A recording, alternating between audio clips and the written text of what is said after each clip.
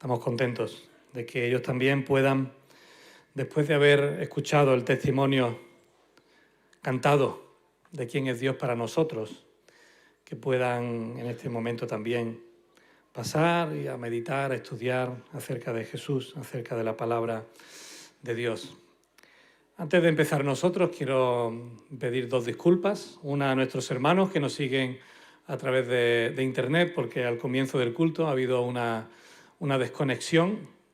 Estamos siempre pendientes de los caprichos, entendedme, de internet, y a veces se corta la emisión y se vuelve a retomar, pero bueno, ya somos expertos todos en eso, ¿verdad? Hemos tenido 6 meses ahí de entrenamiento. Sabéis que cuando se corta hay que buscar un link nuevo y volver a entrar, así que esperamos que hayáis podido retomar la conexión y también aquellas personas que normalmente hacen uso del servicio de traducción, en esta mañana vais a aprender mucho más español, ¿eh? Y esperamos que pueda expresarme también con claridad para que podáis seguir este tiempo de enseñanza.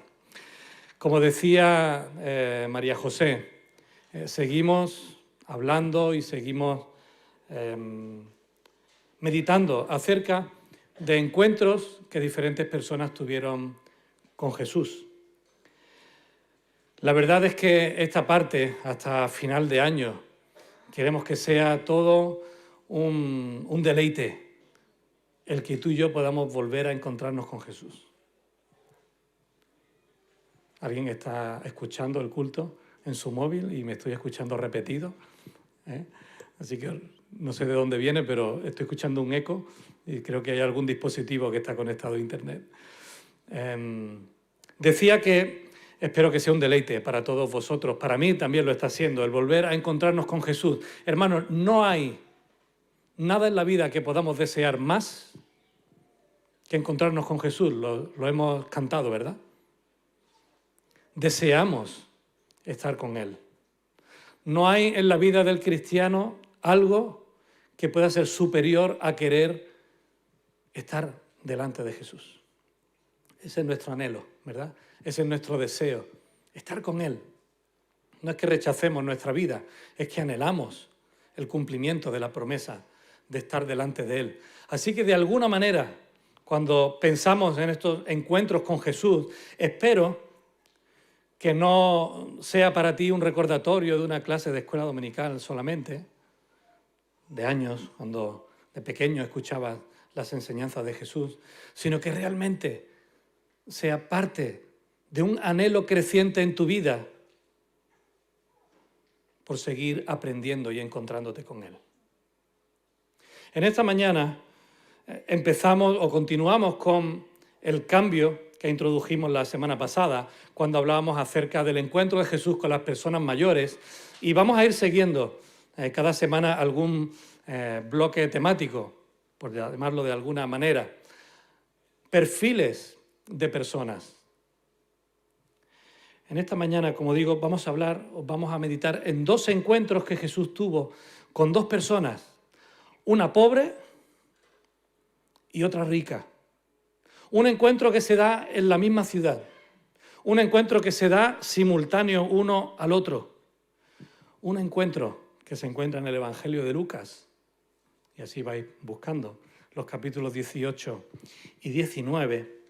Pero no solamente Jesús se encontró con estas 2 personas, alrededor había una multitud que seguía a Jesús, que va a recibir también una enseñanza de parte de Dios, de parte de Jesús, y otra multitud, la del pueblo de Jericó,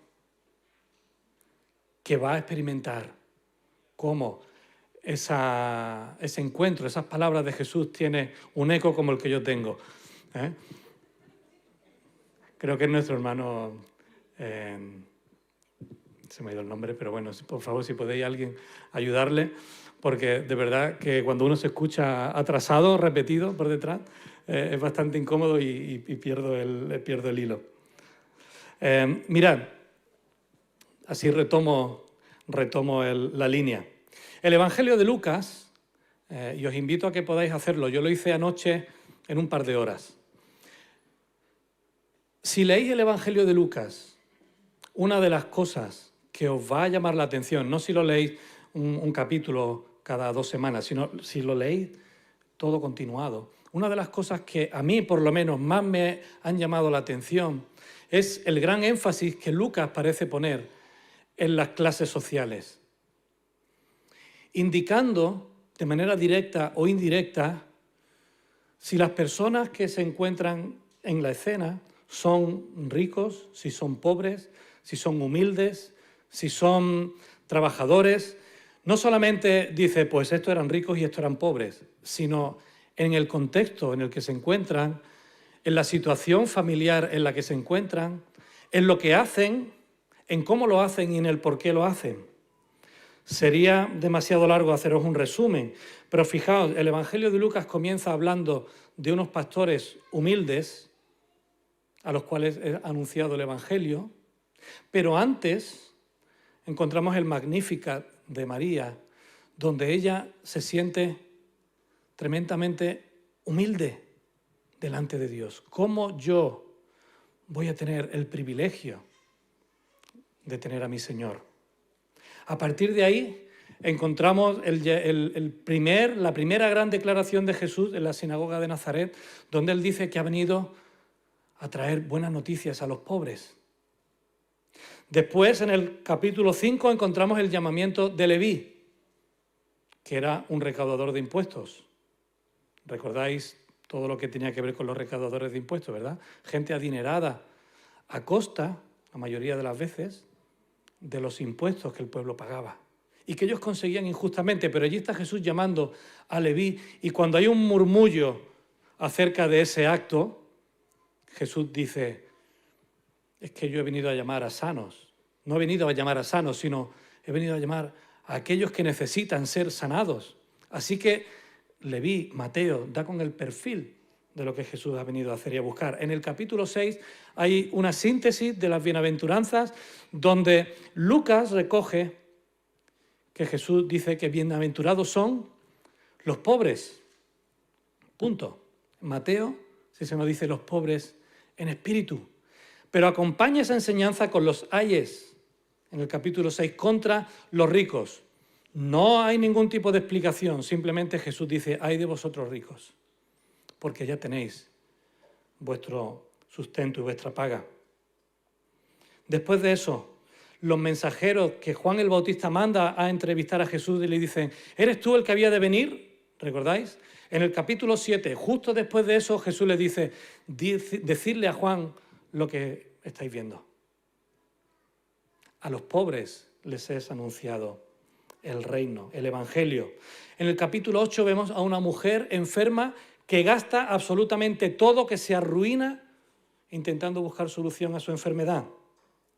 En el 9, Jesús y los discípulos sin dinero para alimentar a una multitud. En el 10, Jesús enseña acerca del desprendimiento que tiene el buen samaritano a la hora de cuidar a aquel judío que está maltrecho en el camino. En el capítulo 11, la oración del Padre. La oración de cómo hemos de orar al Padre, donde nos dice, el pan nuestro de cada día, dánoslo hoy. El sustento necesario para el día de hoy. En el 12, unos que vienen a que Jesús le reparta su herencia. Oye, dile a mi hermano que reparta bien su herencia. Y eso da pie a la enseñanza sobre la actitud correcta que hemos de tener hacia las riquezas. En el 15, la parábola del hijo pródigo. Un hijo ingrato que gasta y despilfarra una herencia mal adquirida, pedida antes de tiempo en contra de su padre. La parábola del mayordomo infiel de un hombre rico, acompañada de la parábola del rico y Lázaro. Tremenda parábola. Un rico ostentoso que tiene a un pobre muriéndose, apoyado en la pared de la fachada de su casa, y que este hombre rico no tiene la más absoluta misericordia por él, y ese hombre pobre acaba muriendo de hambre. Y después Jesús dice cuál es el destino eterno tanto de unos como de otros. En el capítulo 18 vemos la parábola de la viuda que pide que se le haga misericordia, y el juez injusto que al final acaba haciendo misericordia, un reflejo de cómo Dios es. Y de ahí la parábola del fariseo y del publicano. Un fariseo que se siente justo y un publicano que se siente pecador y no es capaz ni de levantar la cabeza para orar a Dios. Ese capítulo 18 nos introduce con el encuentro de Jesús con el joven rico, ya hablaremos de ese más adelante, y justo después se nos habla del ciego Bartimeo. Ciego Bartimeo que tiene un encuentro con Jesús y es el preámbulo del encuentro de Zaqueo, que es lo que vamos a estar hablando a continuación. Y de ahí Jesús tiene la enseñanza de la parábola de las 10 minas y la purificación del templo, que recordad, lo que hay de fondo es que se están aprovechando de los gentiles, le están sacando el dinero, los están extorsionando, usando la ofrenda como punto de encuentro, ¿verdad?, entre Dios y el pueblo, pues allí de donde estaba ocurriendo todo eso. En el capítulo 20 Jesús hablará acerca de la cuestión del tributo. En el 21 la ofrenda de los ricos y la de la viuda, que ya Antonio nos habló la semana pasada, ¿verdad? Y termina el capítulo 23 hablando de José de Arimatea, un principal, seguramente adinerado, bien acomodado, que coge el cuerpo de Jesús y lo pone en uno de sus sepulcros que nunca había sido usado. Fijaos, si meditamos y prestamos atención a todo esto que ocurre en el Evangelio de Lucas, también algunas escenas son recogidas en los sinópticos, Mateo y Marcos. ¿Cuánta enseñanza podríamos tener acerca de lo que Jesús cree y piensa sobre las riquezas y la pobreza? Hay varios aspectos, varios aspectos que me gustaría que pudiéramos tener en cuenta, porque no vamos a hacer teología sobre riquezas y pobreza en esta mañana, y sí la vamos a hacer. Pero como siempre indicamos, es un grave error fijarnos en una parte de la Escritura para sacar conclusiones teológicas y no ir a la amplitud de la palabra de Dios. Todo lo que Dios ha revelado a lo largo de la Biblia. No podemos quedarnos en lo que Lucas parece estar insinuando, sino que hemos de ser más amplios. Algunos puntos y entramos al encuentro. Hermanos, Dios no hace acepción de personas y quiere que todos, absolutamente todos, lleguen al conocimiento de la verdad, independientemente de tu procedencia, independientemente de tu situación, porque la situación espiritual de las personas es más determinante para Dios que nuestra posición económica.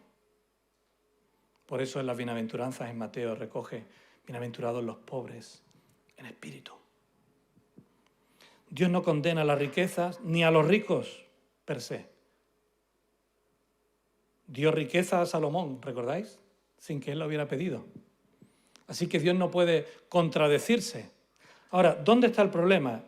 El problema es que él advierte que el corazón y el amor al dinero son un impedimento para seguirle, que la avaricia destruye el corazón de las personas y que muestra su máxima repulsión e ira contra aquellos que se enriquecen a costa de explotar, extorsionar y hacer injusticia contra los pobres. El corazón para Dios está antes que el bolsillo. Por lo tanto, no solamente hablamos de dinero, sino de las relaciones que se dan continuamente, que se establecen entre opresores y oprimidos. Hoy en día no escapamos de eso, ¿verdad? En el mundo del Nuevo Testamento la separación entre clases era incluso más rígida, radical y preocupante que la de hoy en día, sobre todo aquí en España. El rico vivía cómodamente, evidentemente, pero el pobre no tenía ningún tipo de ayuda para subsistir. No había una paga mínima, no había un desempleo, no había una indemnización por minusvalía, no había nada. Dependía exclusivamente de la misericordia y la caridad de sus conciudadanos más ricos que ellos. Así que los ciegos, los paralíticos, los mancos, los cojos, a menudo no tenían otra forma de vida que la mendicidad, pedir. No tenían profesión. Algunos de ellos, evidentemente, los ciegos no tenían estudios ni habilidades productivas. Muchas viudas quedaban en desamparo si no tenían hijos que pudieran continuar con el trabajo de sus maridos. Y por esa razón Jesús y Dios también en el Antiguo Testamento interviene en este asunto de clases, porque no es que Jesús sea comunista, no es que Jesús sea un agitador de masa, no es que Jesús sea de ningún partido político, sino que busca la restauración y la dignidad completa de las personas en toda su amplitud. Por eso, en estos dos encuentros de Bartimeo, sabía que me equivocaba al final, ¿eh? Tenemos ahí al Bartomeu en la cabeza todo el día, eso que yo no soy del Barça. Bartimeo, ¿vale? Al final el mismo nombre, eso solo cambia un poco, que lo digamos aquí o en Cataluña, pero Bartimeo. El encuentro que Jesús va a tener con ellos es un encuentro muy significativo, porque Jesús se encuentra en la última parte de su ministerio. Va de camino a Jerusalén, ¿sabéis para qué? Para celebrar la Pascua. ¿Y sabéis lo que ocurrirá después? Va a ser entregado, lo ha dicho 3 veces. Y a sus discípulos y a la multitud que le seguía le dijo, vamos a Jerusalén porque es necesario. Así que en ese contexto nos encontramos. Jesús decide ir a Jerusalén y tiene que pasar por Jericó. La sencillez del relato de este encuentro con Jesús es abrumadora, pero al mismo tiempo contrasta con la gran cantidad de aspectos que vamos a ver que nos van a resaltar. Versículo 35 de Lucas capítulo 18. Aconteció que acercándose Jesús a Jericó, un ciego estaba sentado junto al camino mendigando, y al oír a la multitud que pasaba preguntó qué era aquello, y le dijeron que pasaba Jesús Nazareno. Entonces dio voces diciendo, Jesús, hijo de David, ten misericordia de mí. Bartimeo sabe quién es Jesús. Al igual que los primeros discípulos, cuando hablamos de él, había escuchado hablar de él. Jesús había estado al menos con estas 3 veces en Jerusalén para celebrar la Pascua. Había pasado otras veces para celebrar otras fiestas, no sabemos si por Jericó o por otra ciudad colindante. Se habla de Betania en otra ocasión, así que diferentes recorridos para llegar. Pero seguro que Bartimeo, estando sentado de continuo en ese camino crucial para ir a Jerusalén, ha tenido que escuchar más que de sobra quién es Jesús. Ha tenido que escuchar a los ciudadanos hablando de él. En alguna ocasión se nos dice que estaban en Jerusalén expectantes por saber si Jesús vendría a celebrar las fiestas. En los últimos 2 años, las noticias de Jesús habían corrido por toda Jerusalén, por toda Judea. Así que aquí vemos a Bartimeo sabiendo quién es Jesús, escuchando a la multitud que viene con él, y cuando dice, oye, ¿qué pasa? ¿Quién viene? ¿Quién se acerca? ¿Qué está ocurriendo? Alguien le dice, Jesús Nazareno viene de camino. Y él, cuando escucha eso, empieza a proclamar y a gritar una declaración que parece poco, pero que es mucho. Jesús, hijo de David, ten misericordia de mí. Versículos 39 en adelante. Y los que iban delante le reprendían para que callase. Pero él clamaba mucho más, Hijo de David, ten misericordia de mí. Y Jesús entonces, deteniéndose, mandó traerle a su presencia. Fijaos, hemos hablado antes de las relaciones entre opresores y oprimidos. De alguna manera, aquí encontramos a los seguidores de Jesús actuando como opresores de Bartimeo. Igual que ocurre con los niños, un poquito antes, que los discípulos, bueno, con los niños no, dejad a Jesús tranquilo, que con los niños nada. En este momento hacen lo mismo con Bartimeo. Parece que no han aprendido todavía la lección, esas multitudes que le siguen. Así que Bartimeo, que es un oprimido social, se encuentra en estos momentos siendo oprimido religiosamente también por aquellos que acompañan a Jesús. ¿Y Jesús qué hace? Pues Jesús hace un acto de enseñanza y un acto de misericordia. A esos opresores ahora los pone como sirvientes del rey y le dice: tráedmelo a mi presencia. Jesús se podía haber acercado, pero quería que esos que impedían que Bartimeo estuviera delante de Jesús fueran los que hicieran el trabajo de ir a por él y mostrar misericordia por él y traerle delante de Jesús. El versículo 40, la segunda parte, y el 41 son, como se suele decir, para echarles de comer aparte. Cuando llegó, le preguntó diciendo: ¿qué quieres que te haga? Y el Señor y Bartimeo le dice: que reciba la vista. Ten misericordia de mí, es lo que Bartimeo primero le está pidiendo, y se encuentra con la pregunta de Jesús: ¿qué quieres que te haga? Parece una pregunta obvia, pero es que hay tantas cosas que Jesús podía hacer por Bartimeo. Hay tantas cosas, le podía haber hecho una colecta y haber dicho: pues venga, vamos a recolectar entre todos y vamos a darle dinero a este hombre. Podría haberle cogido y podría haberle llevado con él. Podría haberle dicho: vente, acompáñanos, que vamos de camino a Jerusalén y te vamos a ayudar a presentarte en el templo para que puedas tú también celebrar y ofrecer sacrificios. Pero Jesús quiere que Bartimeo diga de manera clara y directa cómo quiere que le muestre misericordia. De alguna manera está probando la fe de Bartimeo. Está probando si hay consonancia en su pensamiento de reconocerle como hijo de David, el Mesías prometido, el Verbo, el siervo sufriente, con lo que le está pidiendo. Y la respuesta, pues sabéis todos cuál es, ¿verdad? Que reciba la vista. Claro, concreto y directo.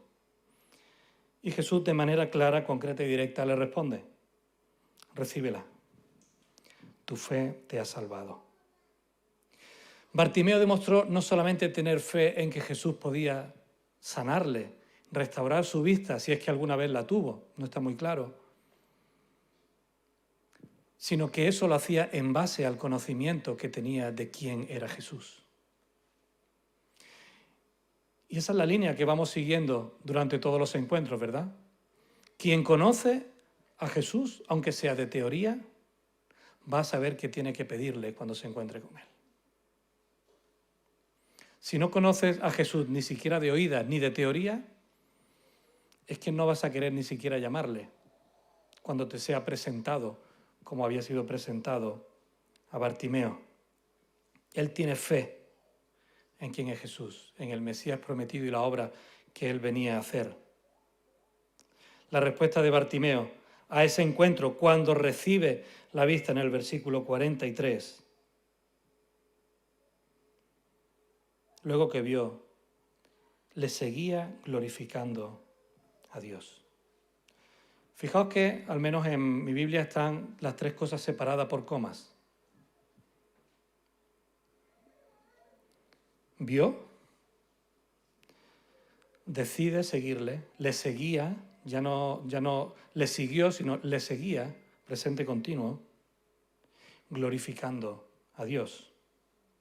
Su respuesta a ser sanado y salvado fue seguir a Jesús, ser uno más en su comitiva, ser uno más escuchando y aprendiendo de él, glorificando a Dios por lo que había hecho en su vida. Y después nos dice que todo el pueblo, cuando vio aquello, dio alabanza a Dios. El pueblo es testigo. Los opresores de Bartimeo son testigos de lo que Dios ha hecho por él, de la misericordia que ha mostrado, y dan también gloria a Dios por ello. Así que Bartimeo, que pide vista física, recibe vista física y espiritual, que conllevará una restitución física y una restitución espiritual. Tu fe te ha salvado. En medio de ese alboroto, en medio de ese júbilo acercándose a Jericó, Jesús entra, capítulo 19, versículo 1, iba pasando por la ciudad. Jesús no tenía intención de parar en Jericó. Jesús iba de camino a Jerusalén. Así que él no iba con una comitiva intentando decir, voy a Jericó, así que prepararme un buen sitio, prepararme una buena recepción, prepararme allí un buen número de creyentes jubilosos proclamándome. Jesús tenía que pasar por allí, iba pasando por la ciudad. Y en medio de ese alboroto, en medio de ese gentío que le acompañaba y que también salía a su encuentro, encontramos a Zaqueo. Hombre bajo fue que nunca más creció. ¿Recordáis la canción? Un hombre opresor, porque era jefe de los publicanos, y si ya los publicanos estaban mal vistos, imaginaos el jefe. En Jericó, apenas 20 kilómetros de Jerusalén, había un puesto aduanero. Era una de las ciudades más prósperas y más ricas de toda Judea. Por eso algunos dicen que Bartimeo no estaba en un mal sitio y que podría haber elegido ser mantenido a dejarlo todo y seguir a Jesús. Pero aquí tenemos a Zaqueo, el jefe, a quien todos los recaudadores tenían que dar una comisión por lo que recaudaban del pueblo. Y él mismo, siendo el administrador de todos los impuestos, se quedaba con una parte antes de darla como tributo. Es decir, el comentario de que era un hombre rico no está ahí de casualidad, porque pudo haber extorsionado también a parte del pueblo para conseguir su riqueza, pero es que por su posición ya era una persona a la que se le presuponía que iba a ser rico en el desempeño de su actividad. Así que, como digo, si un publicano estaba mal visto y eran vistos como pecadores por traicioneros del pueblo, a Zaqueo no le iban a abrir paso para que él pudiera encontrarse con Jesús. Y menos midiendo alrededor de 1,50 m, que era una persona bajita para la época. Este hombre hace algo que es poco usual en su clase social y para personas ricas de la época, y no sé si hoy en día también. Decide salir corriendo,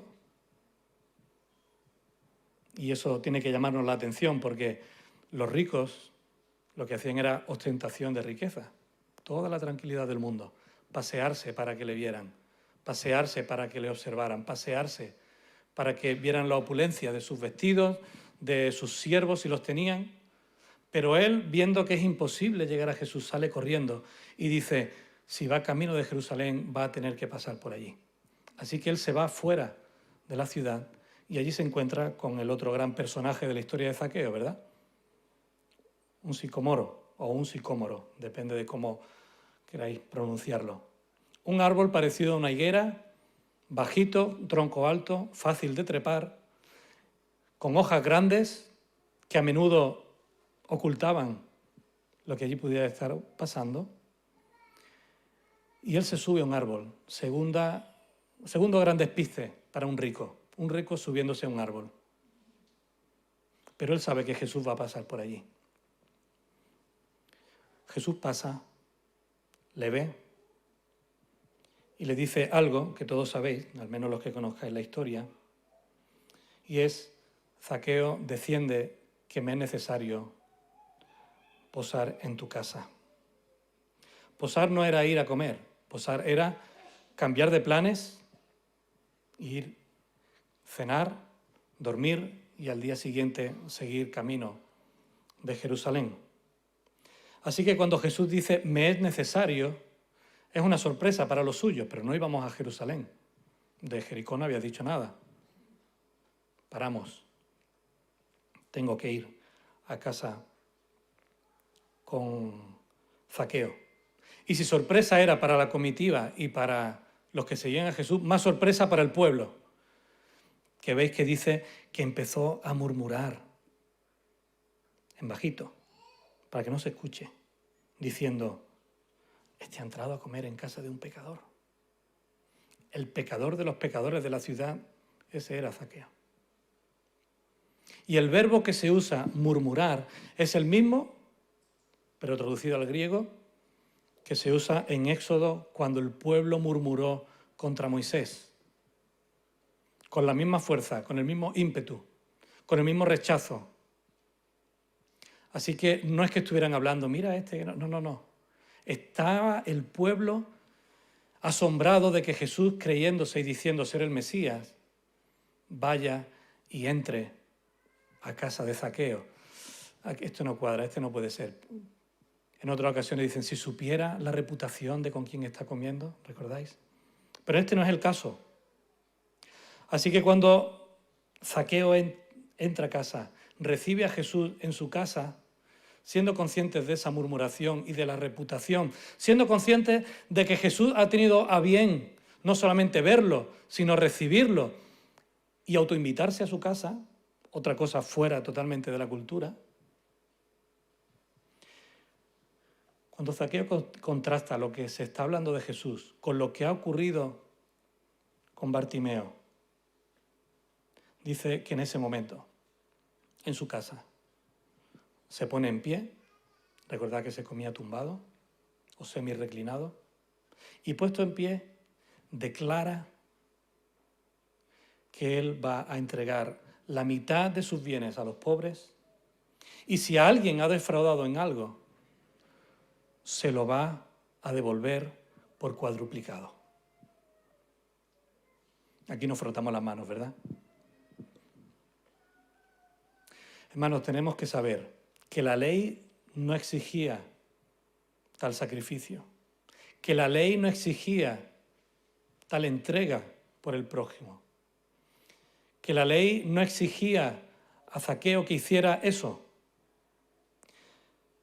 Pero creo entender que Zaqueo está experimentando que un encuentro con Jesús es un reencuentro, en primer lugar, con él mismo. Jesús está transformando su forma de vida, su entendimiento. Está poniendo patas arriba todos aquellos valores que Zaqueo tenía y que estaba viviendo por ellos. Y en segundo lugar, Zaqueo está experimentando que encontrarse con Jesús es un reencuentro con los demás. Porque Zaqueo también, que era opresor del pueblo de manera económica, estaba siendo oprimido por el pueblo de manera religiosa. También el pueblo estaba intentando impedir que se encontrara con Jesús, de una manera física y de una manera espiritual. Él era de lo más despreciable. Y antes de poder ir a ofrecer sacrificio a Jerusalén, tenía que limpiarse, tenía que hacer ritual de limpieza, porque el cargo que ostentaba hacía impuro a él, a su familia y a sus posesiones. Así que Zaqueo está experimentando que es necesario hacer algo, que es necesario que su vida sea cambiada y transformada. Y la sorpresa para los que escuchan, la salvación ha venido a esta casa. Si ha venido es porque alguien la ha traído. Y la salvación la estaba trayendo Jesús, el único que podía darla. Y de camino les dice, porque este también es un hijo de Abraham. No penséis que ser hijo de Abraham, como ya había dicho en alguna ocasión, es simplemente tener un linaje. Hijo de Abraham es todo aquel que cree en Dios, todo aquel que pone su vida para seguir a Dios con fe. Para Jesús el arrepentimiento no es una simple confesión de pecado, sino la aceptación de haber sido encontrado. ¿Verdad? Versículo 10. Porque el Hijo del Hombre vino a buscar y a salvar lo que se había perdido. Y eso nos lleva a las enseñanzas que antes había dado acerca de la oveja perdida, del hijo perdido y de la moneda perdida. Zaqueo representa en la práctica un perdido del pueblo de Dios que es encontrado por la gracia, que es encontrado por Jesús. El buen pastor, como hemos cantado, busca a los perdidos y los lleva de vuelta a casa. Mirad, hermanos, en Jericó, un oprimido y un opresor oprimido tienen un encuentro con Jesús. Uno era un pobre mendigo y otro era un rico. Pero ambos experimentan cómo sus vidas son transformadas por completo. Ambos experimentan el gozo de saberse salvos por la fe en Jesucristo. Ambos pasan a formar parte de la comunidad de la fe. Uno decide seguirle, otro decide bendecir a sus vecinos y restituir el daño causado. Uno recibe la vista física y el otro, o los dos en este caso también, reciben vista espiritual. Ambos ejemplifican lo que tuvo que haber ocurrido en la vida del joven rico, cuando fue corriendo también y le dijo al Señor: Maestro bueno. Jesús no era solamente un maestro bueno, él era el hijo de David, el hijo de Dios, el Mesías prometido. ¿Qué tengo que hacer para heredar? Ya no quería perder la intensidad de la palabra. ¿Qué tengo que hacer para heredar, poseer, tener más posesiones? Y Jesús le dice: no va de esto. Si quieres venir en pos de mí, vende lo que tienes, entrégalo a los pobres y sígueme. Bartimeo y Zaqueo ejemplifican la respuesta que el joven rico debía haber tenido y que no tuvo. Porque el joven rico se fue, triste, porque tenía muchas posesiones y no quería entregar ninguna. Seguirle y vivir con tu mirada puesta en el amor de Dios y al prójimo es lo que Dios espera. Es lo que un encuentro con Jesús tiene que producir en tu vida. Y por último, en ambos, tanto en Zaqueo como en Bartimeo, se cumple la misión de Jesús. Lucas capítulo 4. El Espíritu de Dios está sobre mí, por cuanto me ha ungido para dar buenas nuevas a los pobres. Me ha enviado a sanar a los quebrantados de corazón. Aquí tenemos a dos de ellos. A pregonar libertad a los cautivos. Y aquí tenemos dos de ellos. A dar vista a los ciegos. Y aquí tenemos dos de ellos. A poner libertad a los oprimidos. Y aquí tenemos a dos de ellos. A predicar el año agradable del Señor. Y tenemos a un montón de gente. Al pueblo de Jericó, a la comitiva que le seguía y a sus propios discípulos. Creo que la única pregunta, o al menos la más trascendental, que hoy tienes que responderte, es: ¿qué quieres que te haga Jesús? ¿Qué quieres que te haga Jesús? Y lo que espero es que hagas lo que hizo Zaqueo, que corras para poder encontrarte con Él. Señor, gracias por tu palabra.